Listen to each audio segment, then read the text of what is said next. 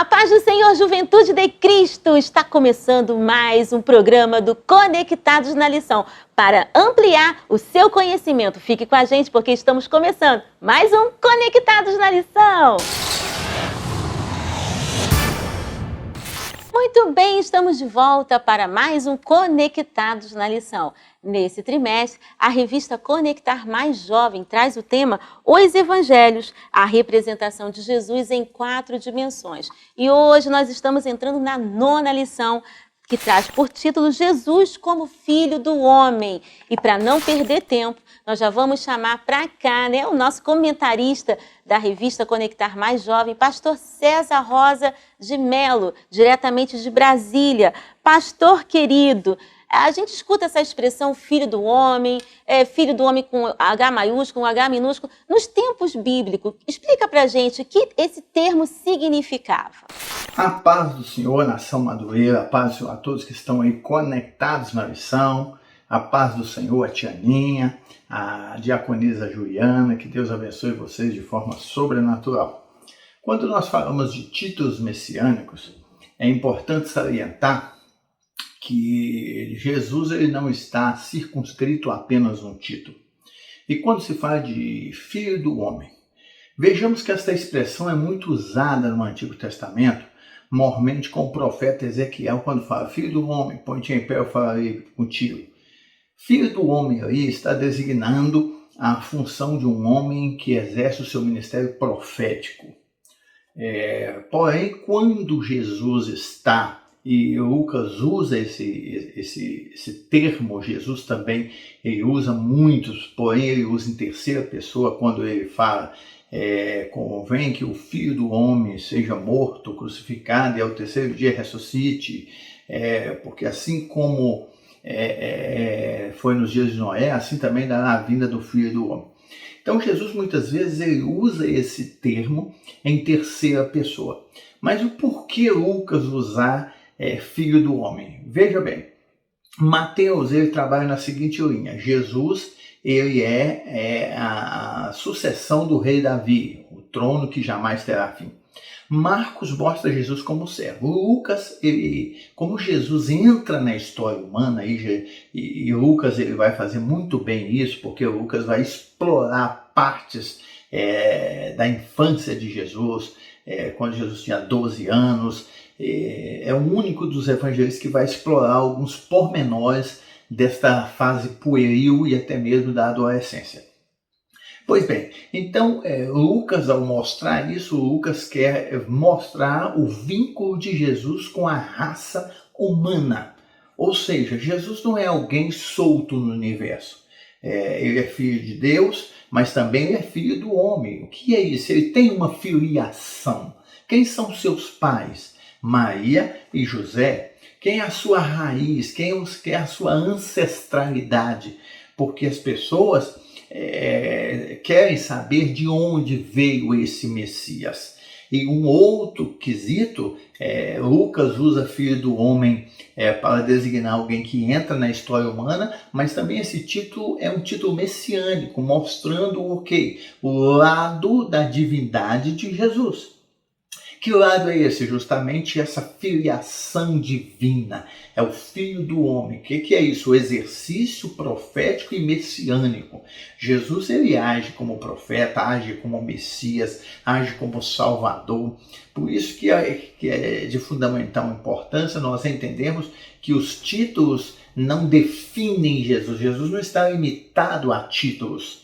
Porém, os evangelistas eles usam desse recurso para poder embasar uma tônica do ministério de Jesus. Então Lucas quer que eu e você saibamos o quê? Jesus veio do ventre de Maria. Jesus tem uma filiação. E isto só engrandece, gente, a obra que Jesus veio realizar por nós. Porque, como eu já disse em mais vídeos, o cristianismo ele se distingue das demais religiões porque o cristianismo é o único onde o ser supremo sai do seu ambiente de glória, do seu lugar recluso e entra na história humana.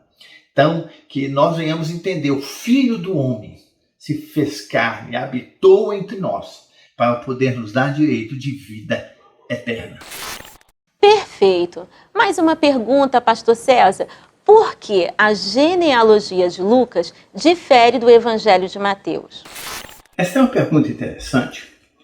Quando falamos de Mateus, Marcos e Lucas, só para recapitular, são os evangelistas sinóticos, ou seja, apresentam similitudes nas narrativas de Jesus.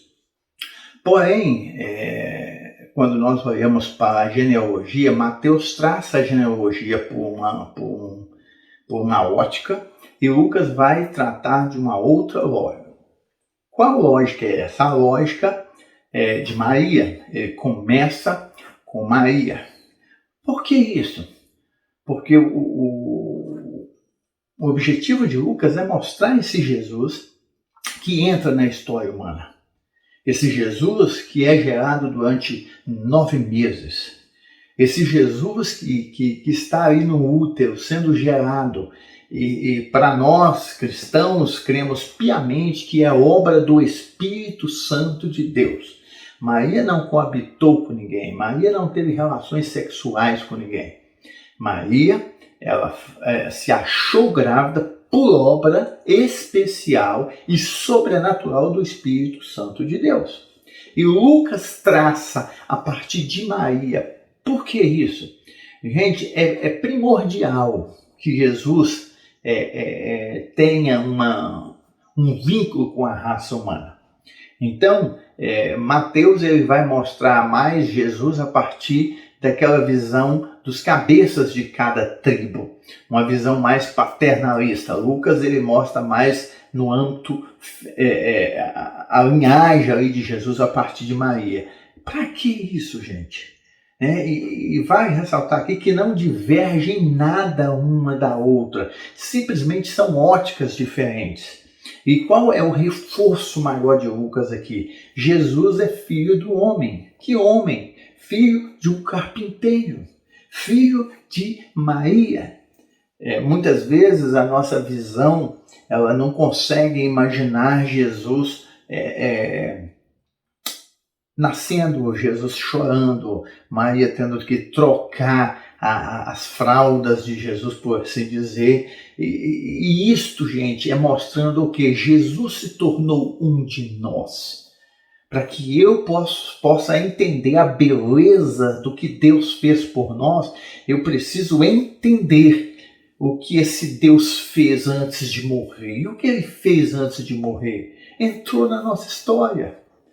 Eu fico imaginando o que seria de nós se ele não entrasse na nossa história.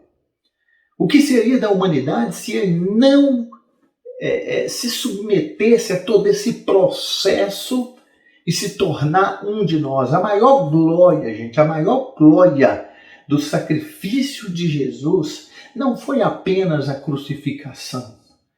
Foi ele renunciar seu trono de glória e viver como servo, obediente, mesmo sabendo das agruras que lhe aguardava, ele não abriu mão em nenhum momento daquilo que Deus tinha estabelecido para a vida dele. É o Filho do Homem. O Filho do Homem será entregue. O Filho do Homem será crucificado. Gente, a palavra de Deus nos garante que o Filho do Homem também voltará com poder e grande glória. Aquele Filho do Homem que foi humilhado, foi desfigurado o seu semblante, ele voltará revestido de glória para buscar a sua igreja, para buscar o seu povo, para implantar o seu reino nessa terra. Lucas, ele nos adverte isso.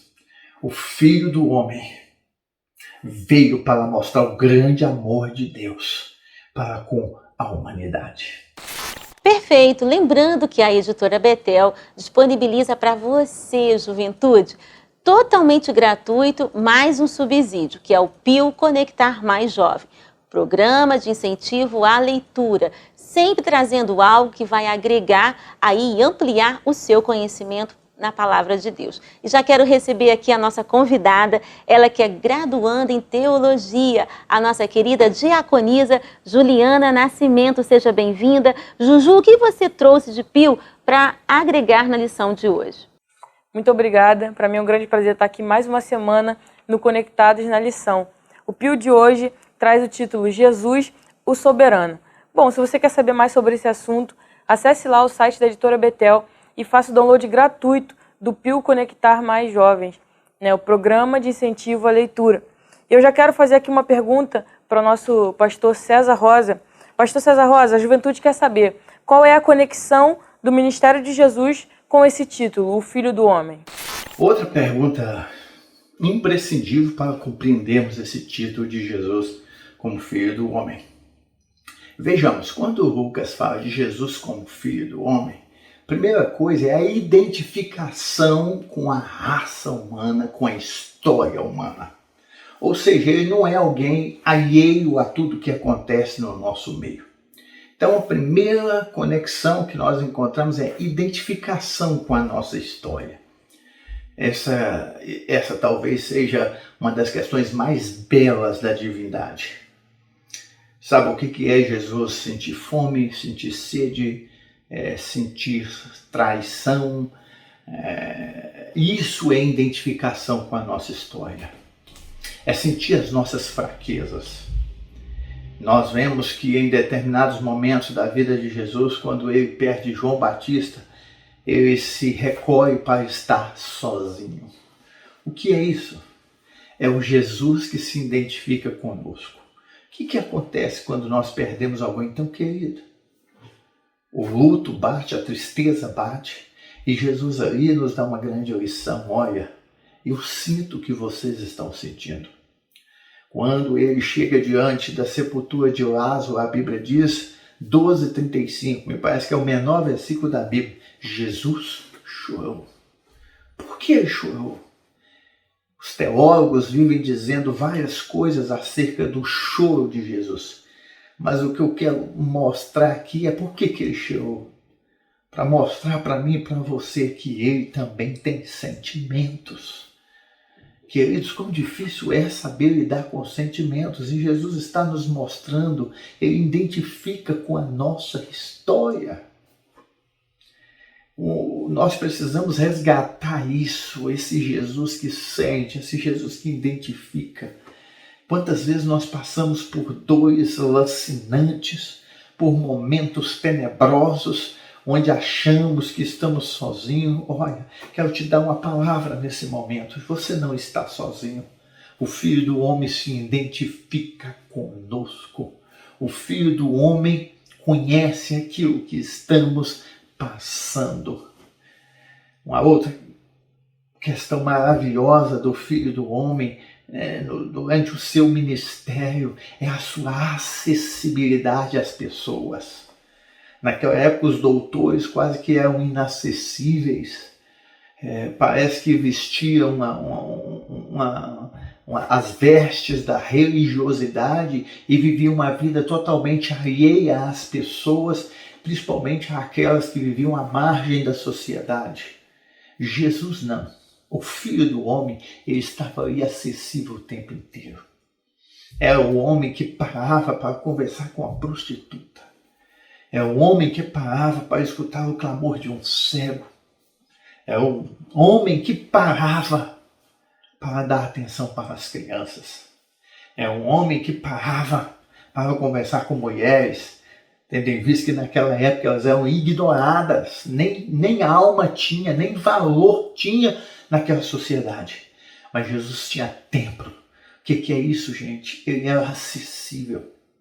Que nós venhamos aprender com Jesus a todo momento a ser acessível àqueles que precisam de nós. Jesus, ele sempre esteve atento ao clamor das pessoas. Um dos textos mais fortes é quando o texto fala de Jesus sentindo íntima compaixão. A palavra grega é esplanctozomai, que quer dizer as entranhas se movem em prol de uma causa. Nós conhecemos isso na nossa língua vernacular, que é empatia, sentir o que o outro sente. Eu quero terminar essa resposta dizendo o que Paulo diz, de sorte que existe em nós o mesmo sentimento que houve em Cristo Jesus. Que nós, queridos, possamos cultivar este sentimento pelos perdidos, pelas pessoas, ter tempo para escutar suas mazelas, seus questionamentos. Tem um teólogo, que é o Miller, que escreveu Teologia Sistemática, que diz: se Jesus é humano, nós somos qualquer outra coisa de menos humano. Quero dizer que Jesus foi mais humano do que nós. Humano é ter sentimento. Humano é se identificar com as pessoas. Humano é estar acessível às causas das pessoas. Deus abençoe. Fique na paz. Uau! Conectou? Lembrando a Juventude de Cristo que a editora Betel tem um plantão comercial prontinho para atendê-los. Isso mesmo, queridos.